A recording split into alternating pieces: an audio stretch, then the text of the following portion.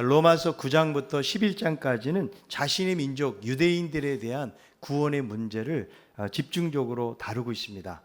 그래서 우리가 지난 시간에도 보았지만 지금까지 말씀들을 종합을 해보면 유대인들이 구원을 받는다는 거예요? 못 받는다는 거예요?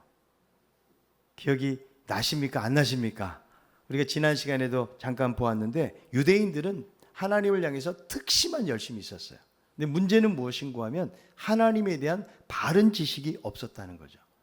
그래서 말씀을 보면 의지적으로 돌아섬으로 그리스도의 돌에 걸려 넘어지게 되었다고 말씀하고 있다는 거죠. 그러니까 하나님의 구원은 예수 그리스도를 믿음으로 의로워지고 구원받는 것인데 율법을 통해서 선해지고 의로워지려고 노력을 했다는 거죠. 그러니까 하나님의 구원 방식과 어긋나는 거예요.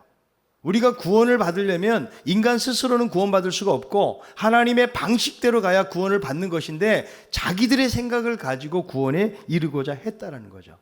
그래서 유대인들의 이런 모습으로 봐서는 그들은 구원으로부터 멀어져 있고 제외되어져 있는 것처럼 여겨진다는 것이죠. 이 하나님의 구원이 믿음으로 말미암는 이방인에게 주어진 것이라고 말씀해주고 있다는 거죠. 자, 그렇다면 하나님께서 이스라엘 백성들을 그렇게 선택하시고 사랑을 주셨는데 거부하고 그냥 버릴 수 있느냐는 거죠. 사실 여러분, 하나님의 구원은 행위에 따라 이루어지는 것이 아니잖아요. 하나님의 주권과 선택에 의해서 이루어지는 것이죠. 근데 하나님이 어떻게 그 사랑하시는 이스라엘을 버릴 수가 있느냐는 거죠. 하나님이 이스라엘들을 선택할 때 어떻게 하셨어요? 특별하게 사랑받을 만해서 선택한 것이 아니에요. 두 가지 이유가 있는데 하나는 가장 작은 나라 중에 하나이기 때문에, 또 하나는 연약하기 때문에 하나님께서 선택을 하신 것이죠. 그래서 자신의 백성을 삼으시기 위해서 창세기 12장에 보니까 아브라함을 부르시고 그를 통해서 하나님의 구원 약속이 성취되게 하겠다고 약속하시고 그 아브라함의 씨를 통해서 예수 그리스도 메시아가 태어났는데 유대인 중에 아무도 구원받을 백성이 없다면 어떻게 되겠는가? 이런 질문을 안 할 수가 없는 것이죠. 여기에 대해서 11장 1절은 이렇게 말씀합니다. 그러므로 내가 말하노니 하나님이 자기 백성을 버리셨느냐? 그럴 수 없느니라. 나도 이스라엘인이요 아브라함의 씨에서 난 자요 베냐민 지파라. 여기에 보니까 자기 백성을 버릴 수 있다는 거예요, 없다는 거예요? 버릴 수 없다. 그럴 수 없느니라. 아주 강한 부정의 말들 우리가 로마서에서도 여러 번 살펴보았는데 그럴 수 없다라는 것이죠. 바울 자신도 이스라엘인이고 유대인이죠. 베냐민 지파라고 이야기하고 있는 거예요. 그래서 자기도 이렇게 변화시켜가지고 예수를 믿게 되었는데 어떻게 자기 백성을 버릴 수 있느냐는 거죠. 여러분, 예수님도 유대인이고 예수님의 제자들도 대부분이 유대인이었다는 거죠. 하나님은 절대로 자기 백성을 버릴 수가 없다. 2절에도 보니까 미리 아신 자기의 백성을 버리지 아니하신다. 이렇게 말씀하는 거예요. 그런데 여러분, 이스라엘 백성들의 삶을 보면 그 역사 속에서 얼마나 불순종을 거듭하고 있는지 몰라요. 그래서 여러분, 성경을 보세요. 성경의 역사는 불순종의 역사. 그런데 우리가 발견할 수 있는 것은 무엇인가 하면 그 가운데서도 이스라엘 백성들을 버리지 아니하시고 끊임없는 사랑과 자비로 긍휼로 나오시는 그런 하나님의 손길들을 우리는 성경을 통해서 발견할 수가 있는 거예요. 호세아서를 보면 하나님이 어느 날 선지자 호세아에게 뭐라고 말씀하세요? 고멜이라는 여자와 결혼하라는 거예요. 이 고멜이라는 여자는 성적으로 아주 부도덕하고 음란한 여자입니다. 왜 하나님께서 선지자에게 이런 아내를 맞이하라고 하셨는가? 이 고멜이라는 여인은 그 당시 하나님을 떠나고 행음하고 우상 숭배하는 이스라엘을 상징해 주는 거죠. 그래서 결혼을 했는데 자꾸 도망갑니다. 그러면 가서 또 데리고 와요. 또 다른 남편 찾아서 도망가면 또 데리고 옵니다. 이것이 그 당시에 이스라엘 백성들의 모습이라는 거죠. 그래서 이제 아이를 낳는데 첫 번째 로루하마라는 아이를 낳습니다. 그 뜻이 무엇인가 하면 내가 다시는 이스라엘 백성들을 긍휼히 여기지 아니하고 용서하지 않겠다라는 이름의 아이에게 붙여져요. 두 번째 아이를 낳는데 로암미라는 이름인데 너희는 내 백성이 아니고 나는 너희 하나님이 되지 않을 것이다. 여러분, 얼마나 하나님의 마음이 상하셨으면 이스라엘 백성들을 용서하지 아니하시고 그리고 하나님 노릇 안 하겠다라고 말씀하고 있는 것일까? 여러분, 자녀들을 키우다 보면 너무 속상해서 그냥 미워 죽겠을 때가 있어요, 없어요? 있습니까? 없습니까? 항상 사랑스러웠으면 좋겠는데 그럴 때가 있다라는 거예요. 그럴 때 여러분 뭐라고 말씀하세요? 이제는 더 이상 나를 엄마라고 부르지 말아라. 나를 아빠라고 부르지 마. 이제 나는 엄마 노릇 아빠 노릇 하기 싫어. 이렇게 말할 수가 있다라는 거죠. 그 왜 그래요? 정말 미워서 그런 거예요. 믿기는 믿지만 너무 사랑하니까 속상해가지고 그런 말을 하는 것이죠. 그래서 구약을 통해서 보면 이스라엘 백성들을 향해서 하나님이 인자와 긍휼을 베푸시거든요. 그래서 끊임없이 하나님은 용서하시고 또 용서하시고 또 용서하시면서 끈질기게 구애를 하고 있는 거예요. 누구를 향해서? 이스라엘 백성들을 향해서.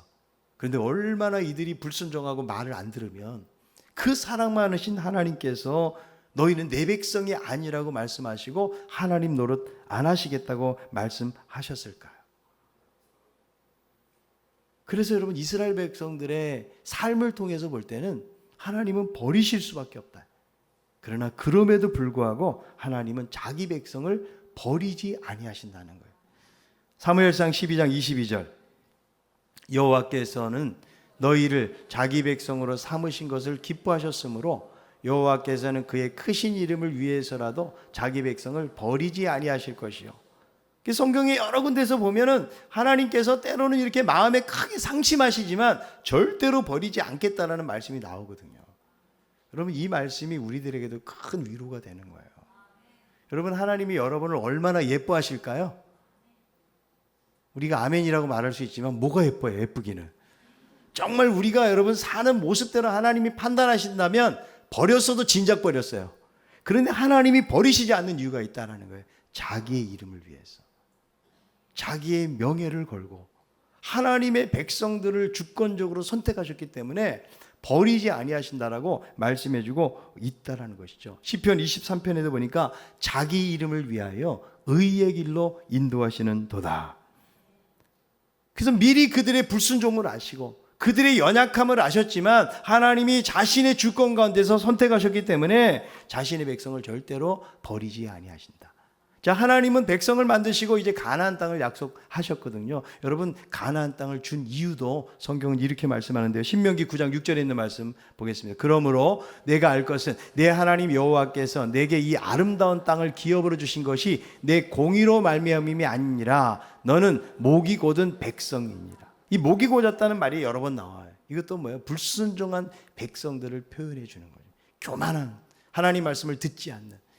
그러니까 하나님이 가나안 땅을 주신 것도 내 공의로 정의롭기 때문에 정말 받을 만하기 때문에 받은 것이 아니라는 거예요. 그러니까 이스라엘 백성들의 신실함 때문에 하나님께서 그들을 사랑하신 것이 아니고 자신의 신실함과 사랑으로 이스라엘 백성들을 붙들고 있는 모습을 보게 되는 것이죠.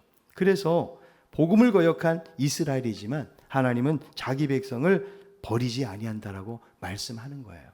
그래서 이것을 오늘 말씀 속에서는 성경적인 증거를 위해서 엘리야 시대 상황을 말해주고 있는데요. 자, 이스라엘의 악한 왕 아합 왕 때에 이 시대의 엘리야가 갈멜 산상에서 우상 숭배자들, 수백 명의 우상 숭배자들하고 능력 대결을 벌이게 되는 거죠. 자, 그런데 이 우상 숭배자들은 아무리 기도해도 응답이 없는 거예요. 자기 몸을 상해하고 소리를 지르고 광란의 시간을 보내기도 하지만 아무 일도 일어나지 않아요. 그런데 엘리야가 기도할 때 어떤 일이 일어났어요? 하늘에서 불로 하나님이 응답하셔서 거기에 모여있는 수백 명의 우상 숭배자들을 처단하는 그런 일들이 생겨나게 된 것이죠. 그러니까 능력의 하나님을 경험한 거예요. 자, 그런데 이 사건이 지난 후에 열왕기상 19장에 보면 엘리야는 자기의 목숨을 부지하기 위해서 도망가기가 바빠요. 아니 그 수백 명의 우상 숭배자들 앞에서 호롤단신으로 전혀 두려움이 없던 이 엘리야에게 왜 이런 두려움이 생겼을까요? 지금 똑같은 엘리야인데요. 한 장 차이로 엘리야는 그렇게 큰 어려움 속에 있는 것을 볼 수가 있거든요. 그는 갈멜 산상에서 수많은 우상 숭배자들을 처단하면서 어떤 생각을 했겠어요? 아마도 큰 기대감이 있었을 거예요. 야, 이제는 우상 숭배를 멀리하고 여호와 신앙의 시대로 회복될 것이다. 이 땅에 하나님의 나라가 임할 것이다. 아마 이런 기대감이 그에게 있었던 것이죠. 그런데 현실을 보니까 아무도 바뀐 것이 없는 거예요. 오히려 사악한 여자 이세벨이 자기의 목숨을 찾는다는 말을 듣고 그는 광야로 도망가게 되고 그리고 거기서 로뎀나무 아래서 하나님, 나는 열조보다 못합니다. 하나님, 나 죽고 싶어요. 나 데리고 가세요. 이런 영적인 침체 자리에 빠져 있는 것을 볼 수가 있는 것이죠. 그래서 하나님께 오늘 말씀 속에서도 고발을 하는 거예요. 어떻게 고발하는 거 하면, 자, 로마서 11장 3절에 있는 말씀이에요. 주여, 그들이 주의 선지자들을 죽였으며 주의 제단들을 허려버렸고 나만 남았는데 내 목숨도 찾나이다 하니 나만 남았습니다. 지금 하나님을 믿는 자가 자기 혼자밖에 없고 그마저도 목숨을 부지하기 힘든 상황, 너무나 절망적인 상황이라고 하나님께 고백을 하고 있는 것이죠. 그래서 여러분, 우리들도 너무 어려우면 아무도 내 옆에 없는 것 같은 거예요. 아무리 가족 식구들이 있고 아무리 내가 친한 형제들이 있다고 할지라도 정말 어려움을 당할 때는 아무런 도움도 얻을 수가 없는 것이죠. 극심한 불안감, 두려움들이 찾아올 때가 있다는 거죠. 그래서 우리들도 고난당하다 보면 하나님이 혹시 나를 버리신 것은 아닌가, 이런 여러분 생각을 할 때가 있다는 거예요. 그러나 그럼에도 불구하고 하나님은 절대로 버리지 아니하신다. 하나님의 손길이 느껴지지 않을 뿐인 거죠. 때로는 하나님께서는 그냥 침묵하고 계시는 거예요. 아무런 기도의 응답이 없고 아무런 상황의 변화가 없고, 그래서 계속적으로 고난과 어려움의 상황이 진행되고 있지만, 그러나 하나님이 아무런 대책 없이 손 놓고 계시는 것이 아니고 그 가운데서도 하나님은 일하고 계시는 거예요. 그래서 이스라엘을 이렇게 고발했을 때에 하나님이 말씀하십니다. 로마서 11장 4절에 있는 말씀이에요. 그에게 하신 대답이 무엇이냐? 내가 나를 위하여 바알에게 무릎을 꿇지 아니한 사람 7,000명을 남겨두었다 하셨으니, 그러니까 하나님이 남겨두신 신실한 택한 자들 몇 명 있다는 거예요? 7,000명이 있다는 거죠. 그러니까 이스라엘 전체에 비하면 소수에 불과하지만 하나님께서 택하시고 구원하실 자들이 있다. 나를 위해서 남긴 자들이 있다라는 거예요. 이것을 여러분 왜 엘리야 시대를 들어서 설명하고 있는 것일까요? 여러분, 유대인들은 바울 자신을 비롯해서 예수 믿는 사람을 핍박해요. 하나님께 불순종해요. 마치 버림받은 사람들처럼 굴고 있는 거예요. 그래서 그 당시에 하나님을 떠나서 그들이 불순종하고 우상 숭배했을 때에 엘리야가 혼자 남았잖아요. 그러나 하나님께서 무릎을 꿇지 않은 7,000명을 남기셨다고 말씀하신 것처럼, 비록 지금 유대인들이 이런 불순종 가운데 있지만 분명히 하나님께서는 그 시대 속에 남긴 자들이 있다라고 말씀하는 거예요. 여러분, 실제로 유대인들이 복음을 다 배척한 것이 아니에요. 유대인 중에서도 예수를 믿고 복음을 받아들인 사람도 있었거든요. 그래서 사도행전 21장에 보니까 예루살렘에서 야고보와 장로들이 바울에게 뭐라고 이야기하는 거면 유대인 중에 믿는 자가 수만 명이라는 거예요. 여러분, 사도행전에 교회는 개척교회였어요. 120명으로 시작돼요. 그런데 3,000명, 5,000명, 사도행전 21장에 가니까 수만 명의 사람들이 믿고 있다라고 말하고 있는 거죠. 그래서 하나님이 엘리야 시대에 남은 자가 있는 것처럼 유대인들이 비록 하나님의 뜻을 완강하게 거부하고 배척하지만 당대의 하나님은 신실한 자들을 남기고 계신다라는 고백을 하고 있는 거죠. 자, 11장 5절에 있는 말씀이에요. 그런즉 이와 같이 지금도 은혜로 택하심을 따라 남은 자가 있느니라. 그래서 성경에 여러분 구약의 중요한 사상 중에 하나는 뭐냐면 남은 자 사상이에요. 아무리 시대가 힘들고 어려워도 그 시대마다 하나님의 은혜로 택하심을 받은 자들을 하나님이 남기고 계신다. 이사야 6장 13절에요. 그 중에 10분의 1이 아직 남아있을지라도 이것도 황폐하게 될 것이나 밤나무, 상수리나무가 배임을 당하여도 그 구루터기는 남아있는 것 같이 거룩한 씨가 이 땅에 구루터기니라 하시더라. 다 황폐해지고 어떻게 보면 구루터기만 남아있는 것 같지만 하나님이 그것을 거룩한 씨로 남기신다고 말씀해주고 있다라는 거죠. 자, 그런데 이스라엘이 계속 착각하고 있는 것은 무엇인가 하면 이스라엘 민족으로 태어나서 할례를 받고 율법을 지키면 그야말로 유대인들처럼 살잖아요. 그러면 구원이 보증된다라고 그들은 여기고 있었던 거예요. 오늘날로 말하자면 교회 출석하고 세례를 받고 교회 일원이 되고 혹은 내가 종교적인 열심을 한다고 해서 그것 자체가 우리의 구원을 보장시켜 주는 것은 아니라는 거예요. 어떤 기대에 일치가 되어야 하나님이 우리를 구원하시는 것이 아니다. 하나님이 남기신 자는 오늘 5절에서도 말씀하고 있지만 은혜로 택하심을 입은 자예요. 자, 옆에 있는 분에게 당신은 은혜로 택하심을 입은 자입니다.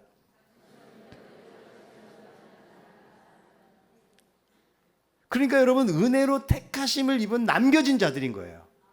아멘입니까? 그러니까 여러분, 이 세상을 막 살아갈 수가 없는 거예요. 하나님은 이스라엘 백성들이 다 우상 숭배하고 다 그들이 행함하고 하나님을 떠났을 때에 신실한 자들을 남기셨던 것처럼 우리가 말씀을 통해서 보면 우리 한 사람 한 사람을 하나님께서 이 시대에 남기신 거예요.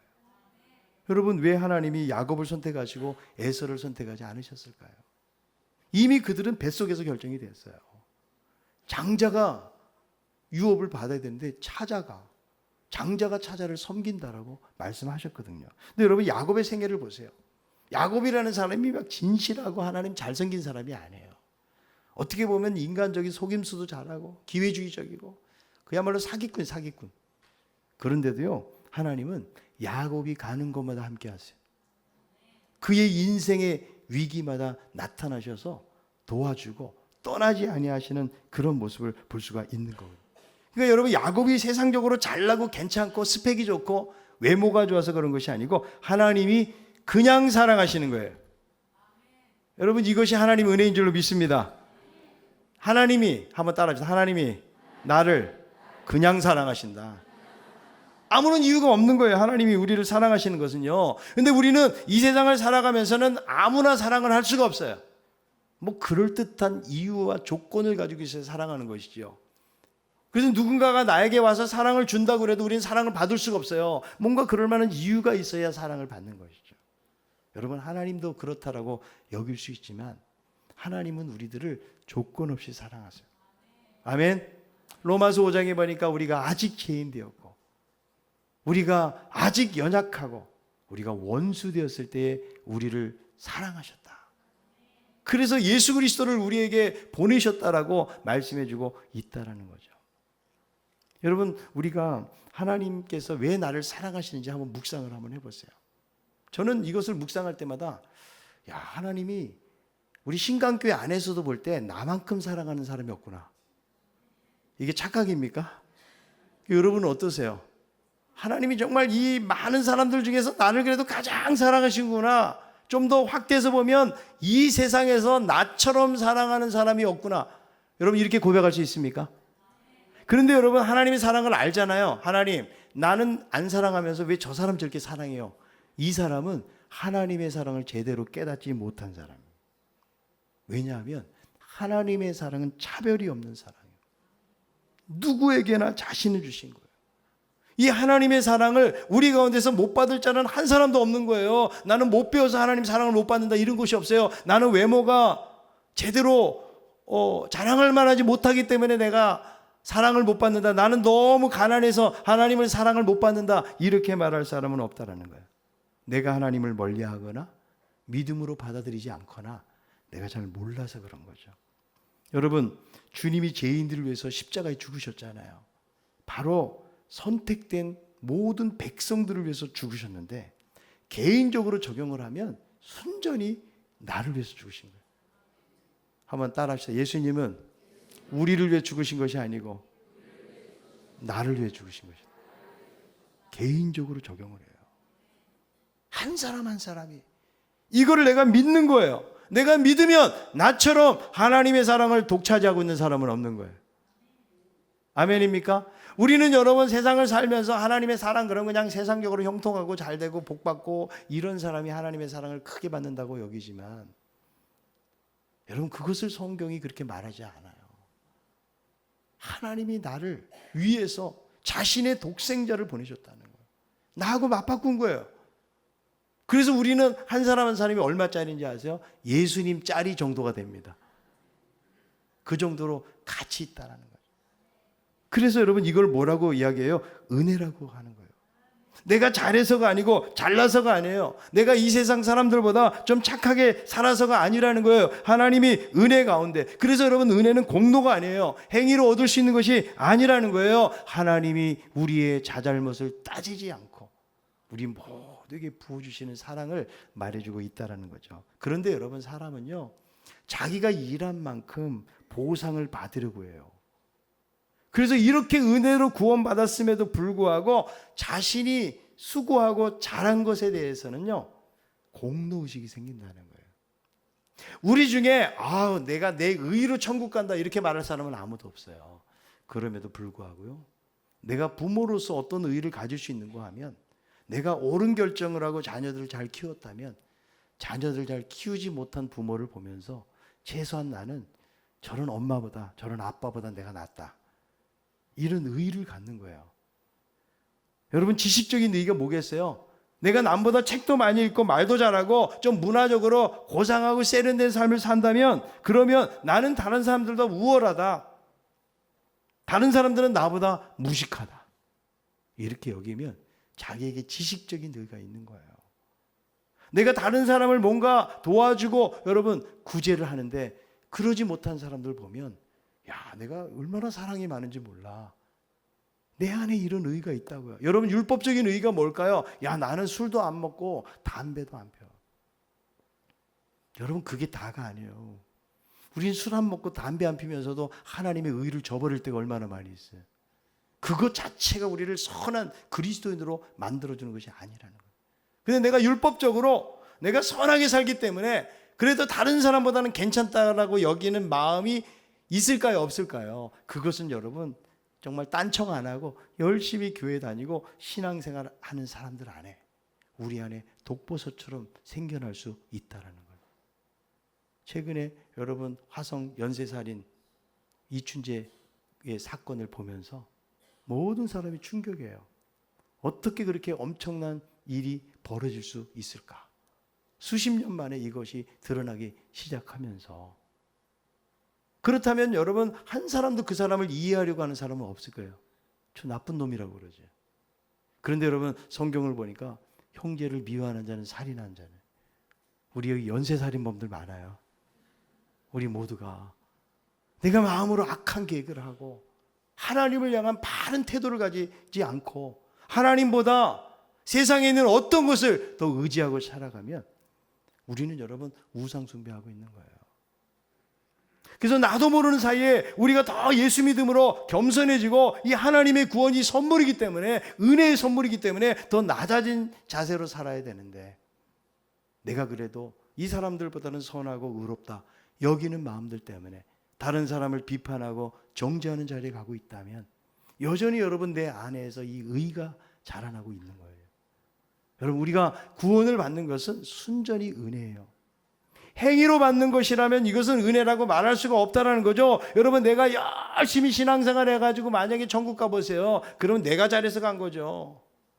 그런데 도무지 가지 못할 자들, 이런 자들이 천국 가면 순전히 하나님의 은혜라고 고백하지 않을 수가 없는 거예요. 그래서 하나님의 선택을 보면 세상 속에서 어떤 사람 선택하세요? 보잘것없고 천하고 가난하고 미련하고 부족하고 어리석은 자를 하나님이 선택하시는 거예요. 여러분, 예수님이 만난 사람들 보세요. 세상에서 그냥 폼 재고 사는 사람 절대로 만나지 않아요. 외롭고 고통스럽고 사람들이 지탄의 대상이 되고 정말 가난하고 아무것도 이 세상에서 자랑할 것이 없을 만한 사람들을 예수님께서 만나요.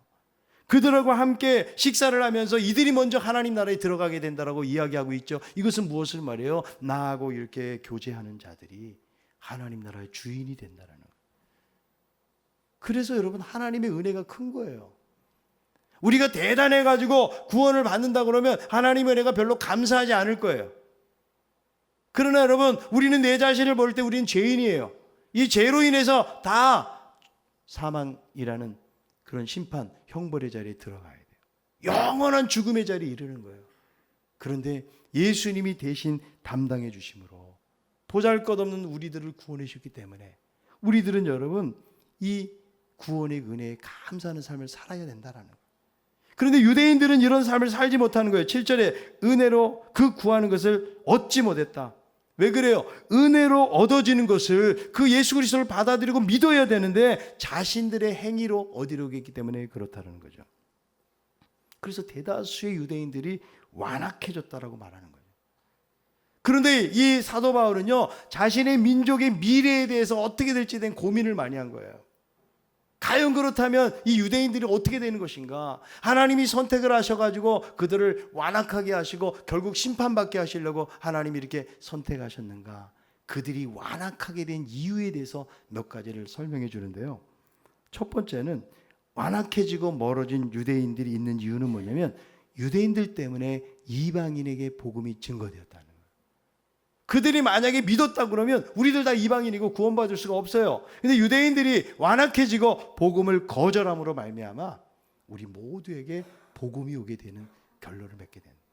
두 번째는 무엇입니까? 이 복음이 이방인들에게 증거되므로 유대인들을 시기하도록 하기 위함이라는 거예요. 무엇이 일어난다고요? 시기심이 일어나요. 왜 일어날까요?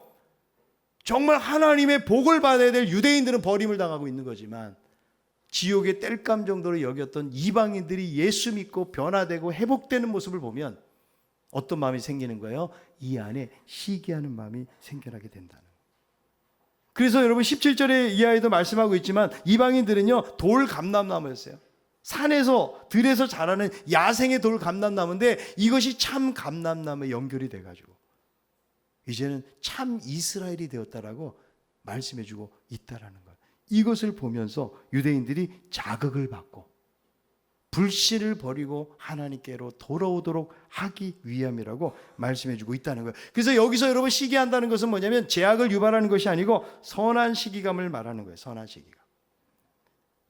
여러분 은혜를 아는 백성들은요 이게 바로 매력인 거예요. 자, 예를 들어서 우리가 여러분 신앙생활을 하고 있는데요, 동네에서 맨날 사고치고 술 먹고 욕 먹던 사람이 이 사람이 어느 날 예수 믿고 은혜 받아가지고 변화된 삶을 살아가는 모습을 보면 여러분 안에 시기심이 생겨요? 안 생겨요? 생겨요? 안 생겨요? 안 생기는 사람이 이상한 사람이에요. 우리는 어떤 시기심을 갖나요? 이 사람이 나보다 살을 더 많이 뺐다는 거예요. 나보다 더 하는 일이 잘 됐다는 거예요. 이런 데 시기심을 갖잖아요. 그건 선한 시기심이 아니라는 거예요. 그래서 여러분 우리 안에 진정한 시기심은 바로 이런 시기심이에요. 거룩한 시기심. 누군가가 정말 말씀을 사랑하고 열심히 말씀을 보면 좀 우리 안에 시기심이 생겨야 돼요. 야, 나도 좀 저렇게 말씀 읽어야지. 누군가가 정말 하나님께 기도하고 응답을 받고 하나님의 나라를 위해서 그렇게 기도하는 모습을 보면서 야, 나도 저렇게 좀 기도하는 삶을 살아야 되는데 왜 내 안에는 이런 기도의 열정이 없을까? 많은 사람들에게 복음을 전하고 여러분 그 뜨거운 열정으로 살아가는 사람들을 보면서 야, 나도 좀 한 명이라도 좀 전도해야 될 텐데 이런 시기심을 말하는 거예요. 지금 유대인들이 완악해진 것은 바로 이방인들을 통해서 유대인들을 시기하도록 하기 위함이다. 그들이 자극받고 돌아오도록 하기 위해서 완악해졌다는 거예요. 그리고 세 번째는 이스라엘의 넘어짐을 통해서 더 충만함을 이루기 위함이라고 말씀해주고 있다는 거죠. 그래서 이스라엘은 완악하고 넘어지지만 이방인들이 돌아오는 것처럼 최종적으로 하나님이 선택하신 그들이 더 충만하게 이루어질 것을 지금 사도 바울은 바라보는 거예요. 근데 이것이 언제 될지는 몰라요. 그래서 25절에서 이렇게 말씀합니다. 읽어봅니다. 25절.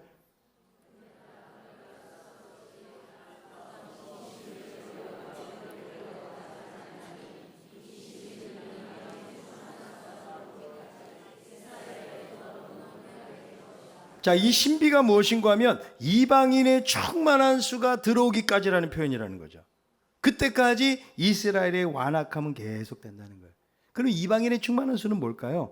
택함을 받은 모든 이방인들이 구원을 받을 때까지.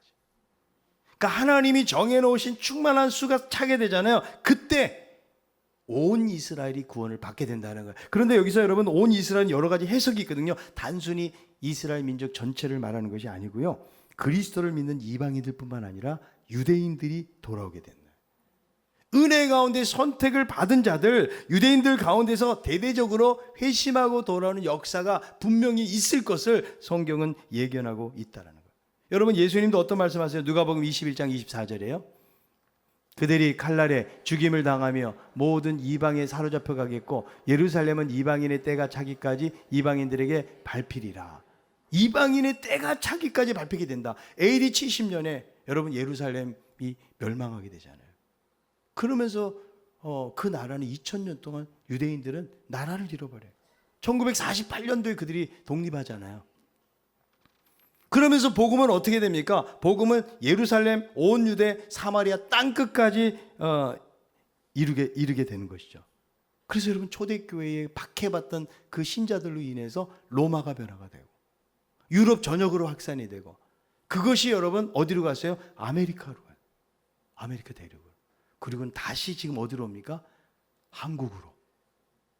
그래서 여러분 전체적으로 보면 이 예루살렘에서 시작된 이 복음이 온 세계를 지금 한 바퀴 돌고 있다는 거죠. 이방인의 때가 찬다는 것은 뭐냐면 온 세상에 복음이 증거되어진 때를 말하고 있는 거예요. 자, 마태복음 24장 14절.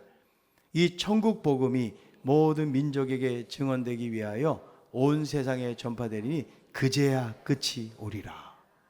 온 세상에 전파된 다음에 누가 온다는 거예요? 바로 주님도 오신다고 말씀해주고 있다는 거예요. 그래서 여러분 사도행전에 보니까 2000년 전이지만 그들이 은혜로 택하심을 받은 자라는 확신이 생기니까 그들에게 나타난 결과가 뭐예요? 성령 충만했을 때 그들의 인격이 변화될 뿐만 아니라 담대하게 복음을 전하는 자들로 변화가 되었다는 거예요. 여러분 이것이 중요해요. 우리가 정말 하나님의 은혜로 선택을 받은 자라고 그러면 우리는 침묵하고 살아서는 안 돼요. 하나님의 때를 바라봐야 돼요. 이방인의 때 복음이 다 증거되질 때 그때 끝이 온다고 말씀하셨기 때문에 우리들은 여러분 이 복음을 전하면서 살아야 된다는 거예요. 여러분 D.L. 무디가 무슨 얘기를 했는가 하면 하나님의 자녀들이 벙어리인 것은 매우 슬픈 일이다.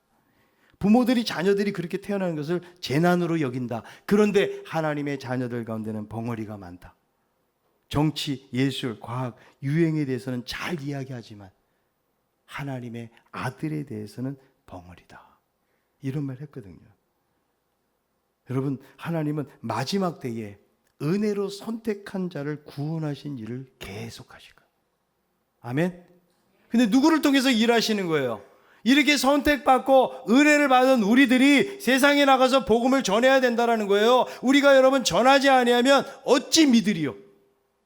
그래서 복음을 전하는 자들의 발이 아름답도다.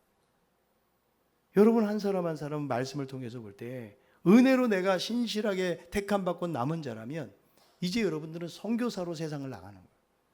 직장에서, 회사에서, 사회에서 만나는 사람들에게 여러분들이 만약에 아프리카나 어디 선교사로 갔다고 생각해 보세요. 그 선교사가 늘 생각하는 게 뭐겠어요? 어떻게 하면 이 민족에게 복음을 전할까? 이거 생각하지 않을까요? 여러분 사도 바울은 자신의 민족이 얼마만큼 구원받을까에 대해서 그치지 않는 고통을 가지고 기도했다고 그랬잖아요. 우리는 이 대한민국 백성 가운데서 얼마만큼 하나님의 신실한 자리 있을까? 이런 여러분 깊은 영적 관심을 우리가 과연 가지고 있는 것인가? 사도 바울이 고린도에서 여러분 복음을 전할 때 대적하는 자들이 많았는데 하나님이 그 밤에 나타나셔서 두려워하지 말아라. 이 성에는 내 백성이 많다. 이런 말씀을 해주셨거든요. 여러분 하안동에, 철산동에, 여러분 금천구 이쪽에 내가 만나는 곳에서 하나님의 택하심을 받은 신실한 백성들이 우리가 복음을 전하는 것을 통해서 드러나게 되는 거예요. 그래서 복음이 편만하게 증거될 때 예수님이 오시는 거예요. 여러분 복음이 지금 온 세계적으로 볼 때 한 바퀴를 거의 돌았어요. 이제 마지막 때 주님 오실 날이 얼마 남지 않았어요. 사도 바울은 이 모든 것들이 신비라고 이야기하면서 마지막 부분에 가면 하나님의 영광을 찬양하면서 11장을 마무리하고 있거든요. 여러분 이 나라 이 민족이요 정치적으로 얼마나 지금 혼란하고 힘들고 어려운지 몰라요. 여러분 정치적으로 해결될 일이 아닌 것 같아요. 우리가 정말 가져야 될 부분들은 우리들도 정치적으로 어떤 곳에 속해가지고 열심히 우리가 주장할 수 있지만 여러분 세우는 사람이나 세운다고 말하는 사람이나 의로운 사람 찾을 수가 없어요. 우리가 더 관심을 가져야 될 것은 무엇입니까? 정말 택하심을 받은 자들에 대한 관심을 가져야 돼요. 내가 여러분 정치 속으로 뛰어든다고 세상이 바뀌는 것이 아니에요. 오히려 여러분 욕먹는 사람 많아요. 우리는 하나님 나라의 영적인 관심을 가지고 주님이 오시는 것은 정치적 상황 보고 오시는 것이 아니라는 거예요. 온 이방인의 때 하나님이 정하신 때 온 민족에게 복음이 증거된 그때 오신다고 말씀하셨기 때문에 우리들은 여러분 그런 영적인 관심을 가지고 나아가서 복음을 증거하는 삶을 살아가시기를 바랍니다. 여러분 하나님이 은혜로 나를 구원하신 것을 믿습니까? 그렇다면 감사하시고 이 구원의 놀라운 복음을 세상의 많은 사람들에게 증거하는 삶을 살아갈 수 있는 우리 모두가 다 될 수 있기를 바랍니다.